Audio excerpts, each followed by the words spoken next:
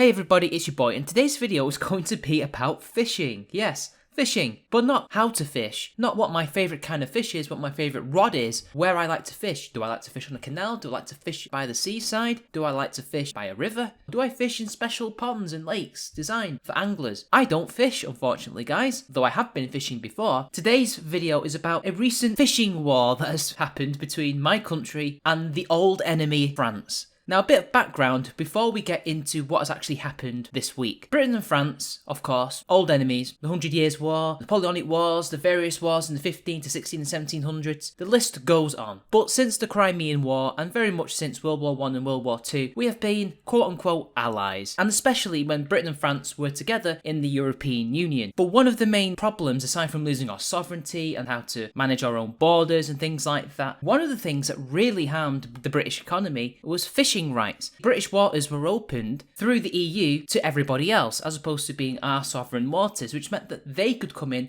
and fish in our waters to the detriment of our own fishermen, potentially reducing the stocks of fish. And the EU would also create bans and certain limits on what kind of fish and sea creatures could be fished from the Channel and the North Sea. In particular, I think there was a ban on shellfish at one point. And it all came to a head in 2018 as the Brexit negotiations were really ramping up. There was what was called a scallop war, where British fishermen and French fishermen and the authorities between the two countries were essentially battling over rights to fish scallops.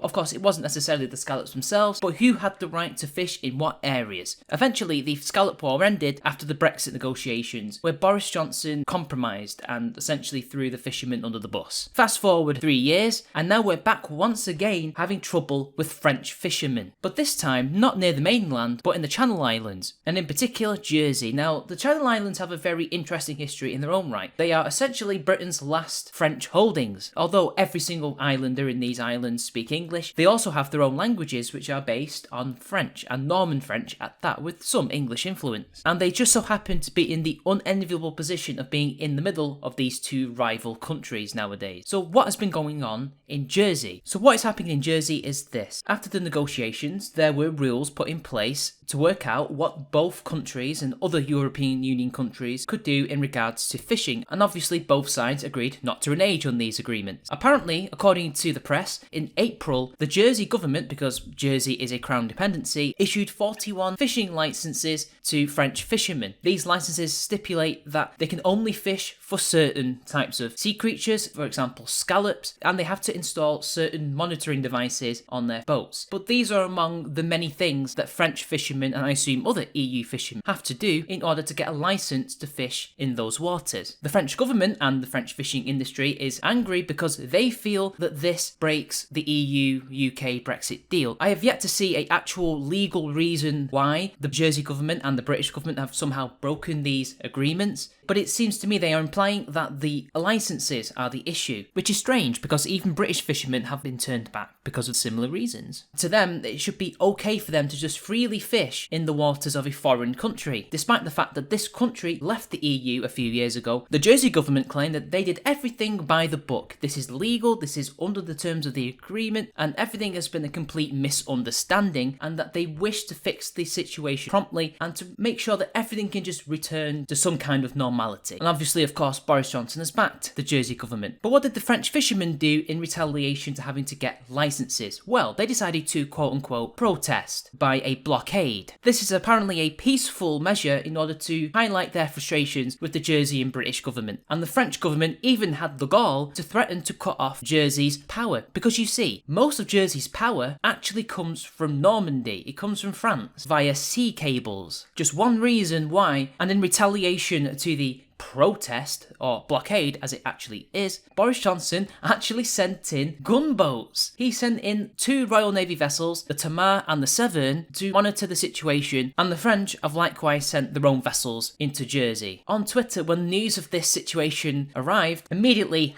#war with France happened when the gunboats arrived off of Jersey. Despite the fact that France also sent their own navy, a lot of Remainers, a lot of leftists only bothered to talk about the British sending gunboats gunboats, because remember, it's us that are always in the wrong, not the French. Now, what do I make of this? Well, the French fishermen seem to me very arrogant and entitled. They just think that they can just sail up to any old European waters and fish wherever they please. Well, I'm sorry, but since Brexit happened, Britain has reclaimed its waters. We are now sovereign not only over our borders, but also our waters, which means that it's no longer the case that you can just go up there and fish to your heart's content as if nothing had ever changed. I'm sorry, but if the government in Jersey decides that only British and Jersey fishermen and other Channel Islanders are allowed to fish without permits and licenses, or at least have less stringent licenses, that's their prerogative because they own those waters. The French would do the exact same thing to the British. In fact, I'm pretty sure that British fishermen, even during the EU days, did not have the same rights as French fishermen did whilst fishing in French waters. But when the shoe's on the other foot,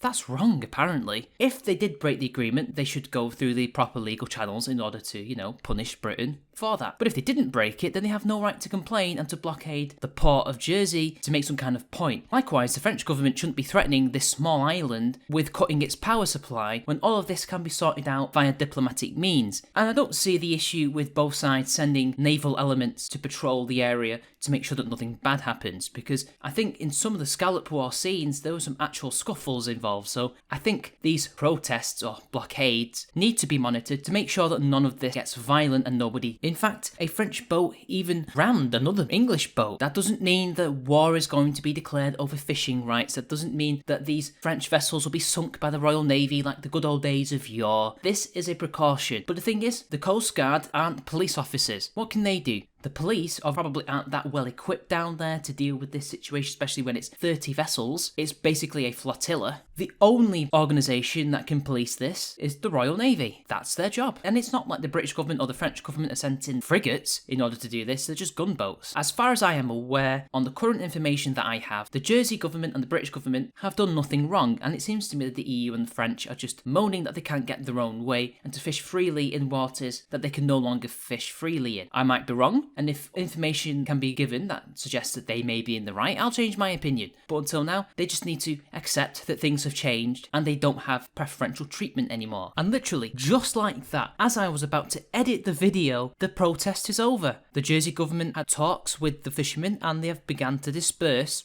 as of 3 hours ago. And according to the president of the Normandy Fishing Committee, Dmitry Rogoff, the president of the Normandy Fishing Committee, said that the show of force is over. Now it's politics that has to pick up the baton. Clearly, this was not really a protest, but a kind of, this is what we would be willing to do to you if we don't get what we want. Although I agree with him that fishermen shouldn't be having to blockade Jersey. In fact, I think that's wrong. That's practically a declaration of war. It's a show of force, as he said. But I don't think they need to turn off the lights. But I'll keep an eye on events, and if it's worth talking about, I'll talk about it. Anyway, it's been your boy, and until next time, I'll see you all later.